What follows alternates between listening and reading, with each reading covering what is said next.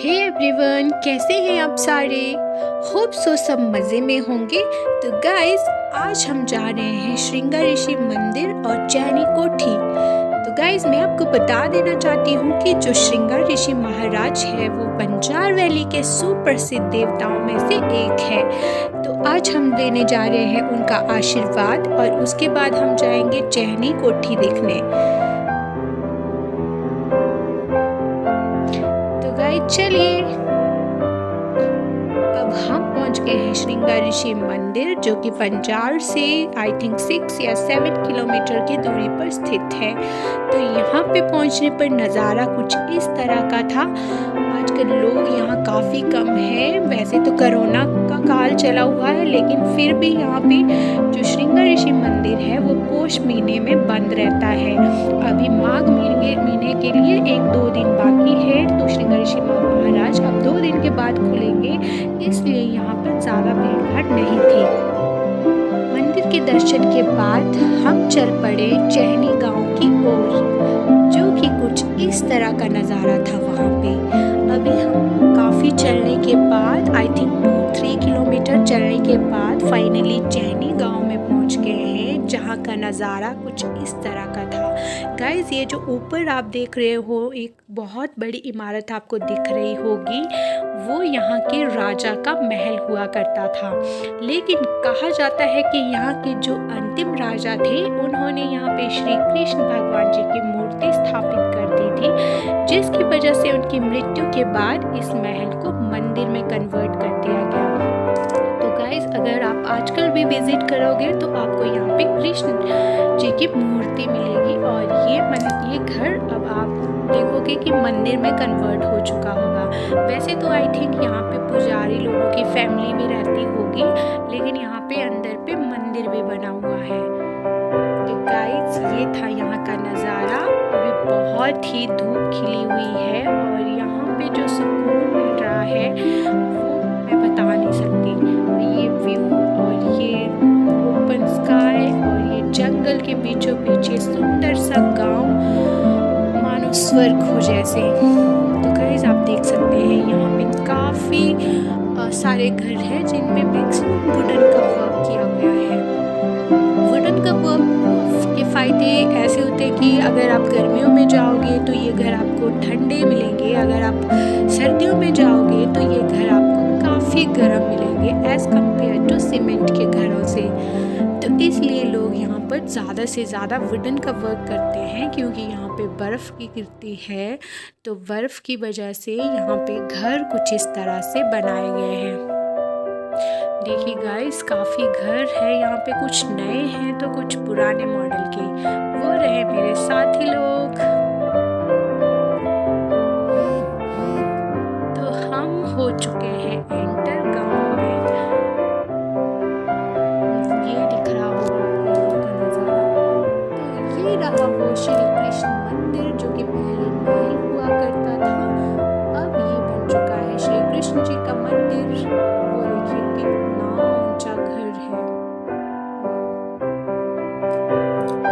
तो फिर चलिए थोड़ा सा आगे चलते हैं और देखते हैं यहाँ का नज़ारा।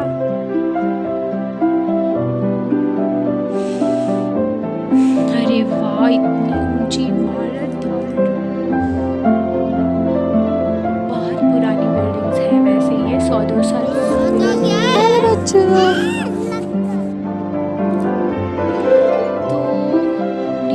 नीचे का नज़ारा देखकर अब हम पहुंच चुके हैं चैनी कोठी के आंगन में, जो कुछ इस तरह से दिखाई दे रहा है। तो काफ़ी सारे बच्चे खेल रहे हैं। चलो इनसे थोड़ी सी बातें कर लेते हैं।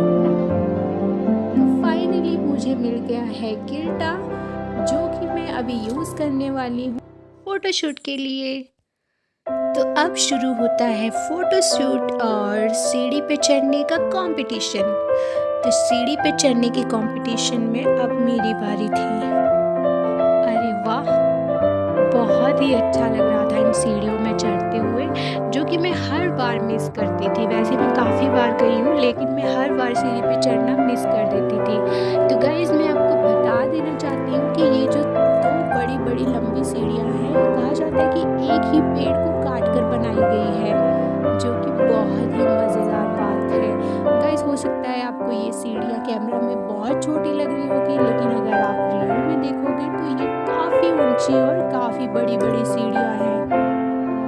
ऊपर चढ़ना काफ़ी इजी था, लेकिन नीचे आने में थोड़ा सा डर लग रहा था, जो कि बहुत ही एडवेंचरस मोमेंट था हम लोगों के लिए। अगर आप भी कभी इस जगह पे आओगे तो सीढ़ियों पर चढ़ना ना भूलें, लेकिन अपने रिस्क पे।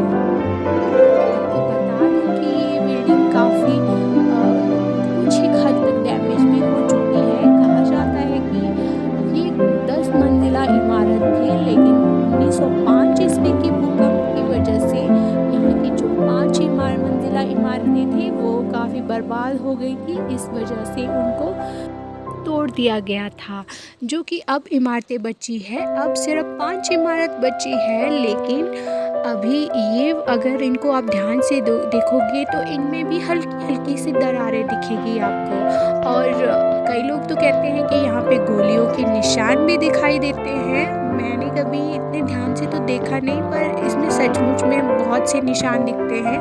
तो ऐसा हो सकता है कि पुराने टाइम में कभी बहुत ही ज़्यादा गोलियाँ चली होगी इस बिल्डिंग पे, और राजा ने अपने आप और अपने गांव वालों को हो सकता है इसके अंदर छुपा लिया था होगा।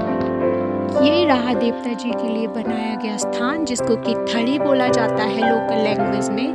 और ये देखिए गाइस, ये एक और बहुत बड़ी बिल्डिंग है, जो कि इसकी कहा जाता है कि इन दो बिल्डिंग्स को साथ साथ ही बनवाया गया था, इसलिए इनको यहाँ चैनी कोठी के ट्विन टावर्स के नाम से जाना जाता है। तो जहाँ यहाँ पे हर साल काफ़ी टूरिस्ट आते हैं, और लोकल लोग तो आते ही रहते हैं, लेकिन टूरिस्ट भी यहाँ पे अब काफ़ी आना शुरू हो गए हैं, जो कि स्पेशली इन ट्विन टावर्स और इस राजा के महल को देखने आते हैं।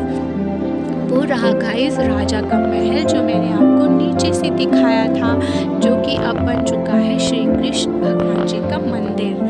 और गाइस मैं आपको बता देना चाहती हूँ कि ये जो ट्विन टावर्स है ये 100-200 साल, लगभग 100-200 साल पुराने होंगे, लेकिन यहाँ के लोगों ने इन इमारतों को इतने प्यार से संजो रखा है कि हम विश्वास ही नहीं कर सकते कि ये इतने पुराने भी होंगे।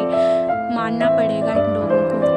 तो गाइस ये था हमारा चैनी कोठी वाला ब्लॉग। अगर अच्छा लगा हो तो do like, share and subscribe my channel. Thanks for watching.